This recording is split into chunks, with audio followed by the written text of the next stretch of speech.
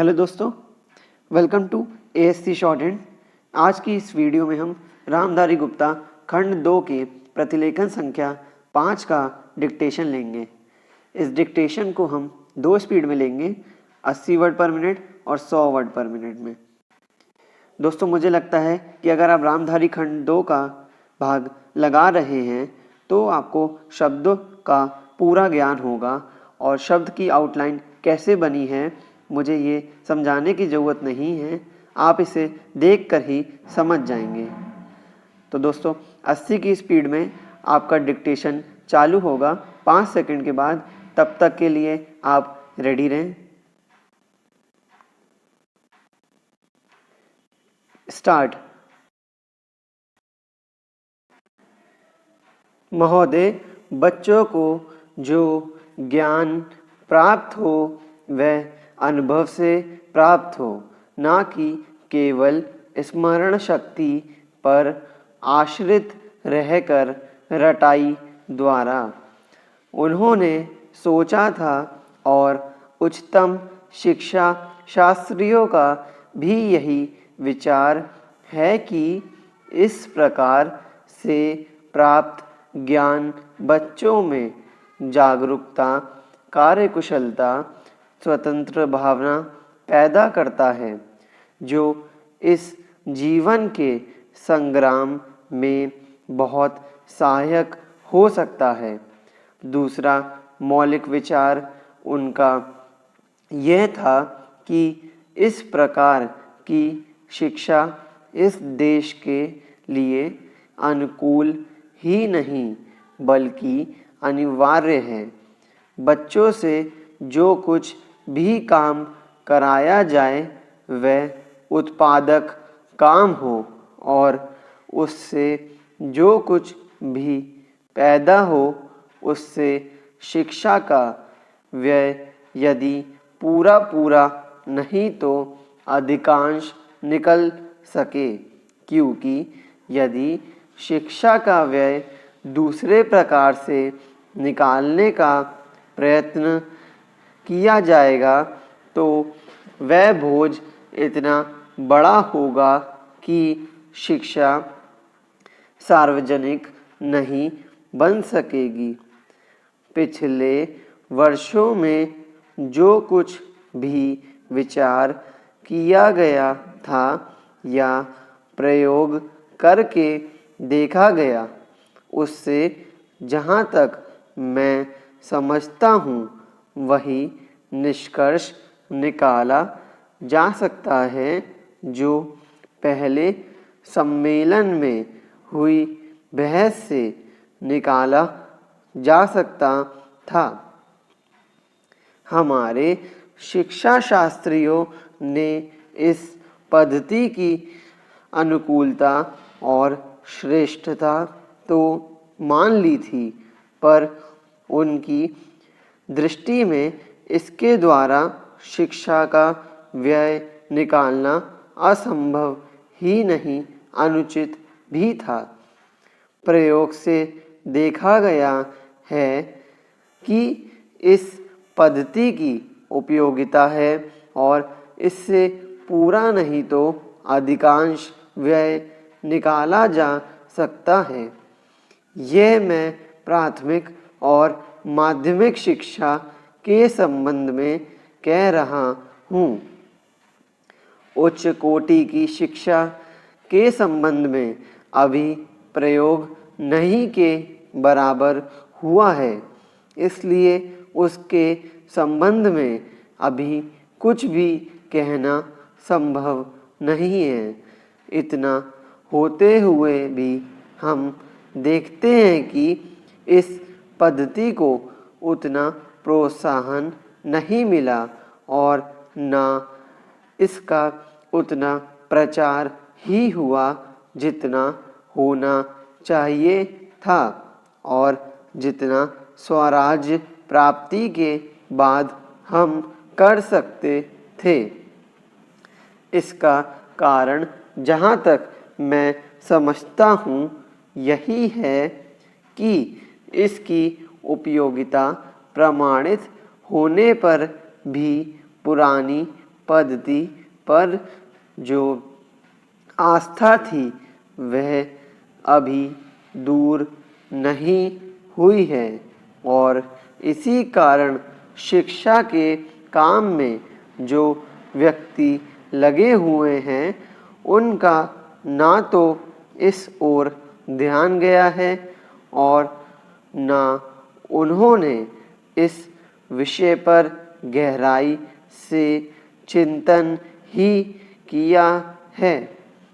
आज भी हम इतना ही कह सकते हैं कि इस पद्धति का अभी केवल प्रयोग ही किया जा रहा है। इसे राष्ट्रीय कार्यक्रम मानकर हमारी सरकार ने उसको चालू करने का निश्चय नहीं किया और क्रियात्मक रूप से कुछ करने की बात तो नहीं के बराबर ही है। उसका परिणाम ये हुआ है कि पुरानी पद्धति की संस्थाएं दिन प्रतिदिन बढ़ती जा रही हैं और शिक्षा पर सरकार जो कुछ भी व्यय कर सकती है या करना चाहती है उसका बहुत बड़ा अंश उस पद्धति को ही बनाए रखने में व्यय हो रहा है और इस पद्धति को बहुत कम प्रोत्साहन मिला है। मेरा अपना विश्वास है कि शिक्षा में मौलिक परिवर्तन अवश्य किया जाएगा। स्टॉप। दोस्तों, इसी डिक्टेशन को अब हम 100 वर्ड पर मिनट की स्पीड से लेंगे और आपका समय चालू होगा 5 सेकंड के बाद। तब तक के लिए आप रेडी रहें।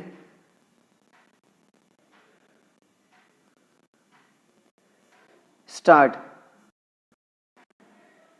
महोदय, बच्चों को जो ज्ञान प्राप्त हो वह अनुभव से प्राप्त हो, ना कि केवल स्मरण शक्ति पर आश्रित रहकर रटाई द्वारा। उन्होंने सोचा था और उच्चतम शिक्षा शास्त्रियों का भी यही विचार है कि इस प्रकार से प्राप्त ज्ञान बच्चों में जागरूकता, कार्यकुशलता, स्वतंत्र भावना पैदा करता है जो इस जीवन के संग्राम में बहुत सहायक हो सकता है। दूसरा मौलिक विचार उनका यह था कि इस प्रकार की शिक्षा इस देश के लिए अनुकूल ही नहीं बल्कि अनिवार्य है। बच्चों से जो कुछ भी काम कराया जाए वह उत्पादक काम हो और उससे जो कुछ भी पैदा हो उससे शिक्षा का व्यय यदि पूरा नहीं तो अधिकांश निकल सके, क्योंकि यदि शिक्षा का व्यय दूसरे प्रकार से निकालने का प्रयत्न किया जाएगा तो वह बोझ इतना बड़ा होगा कि शिक्षा सार्वजनिक नहीं बन सकेगी।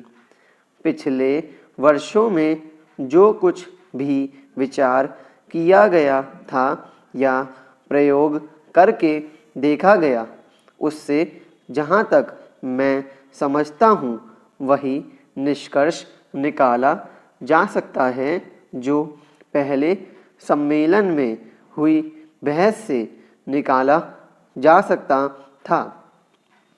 हमारे शिक्षा शास्त्रियों ने इस पद्धति की अनुकूलता और श्रेष्ठता तो मान ली थी, पर उनकी दृष्टि में इसके द्वारा शिक्षा का व्यय निकालना असंभव ही नहीं अनुचित भी था।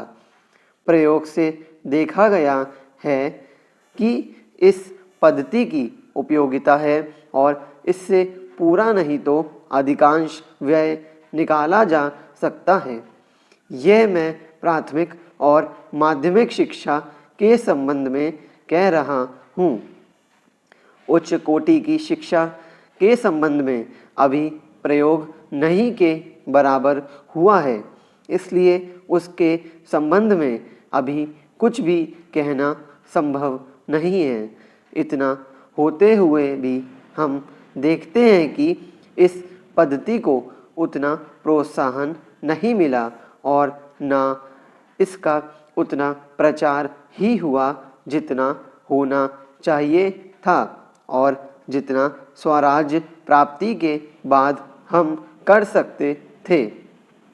इसका कारण जहाँ तक मैं समझता हूँ यही है कि इसकी उपयोगिता प्रमाणित होने पर भी पुरानी पद्धति पर जो आस्था थी वह अभी दूर नहीं हुई है और इसी कारण शिक्षा के काम में जो व्यक्ति लगे हुए हैं उनका ना तो इस ओर ध्यान गया है और ना उन्होंने इस विषय पर गहराई से चिंतन ही किया है। आज भी हम इतना ही कह सकते हैं कि इस पद्धति का अभी केवल प्रयोग ही किया जा रहा है।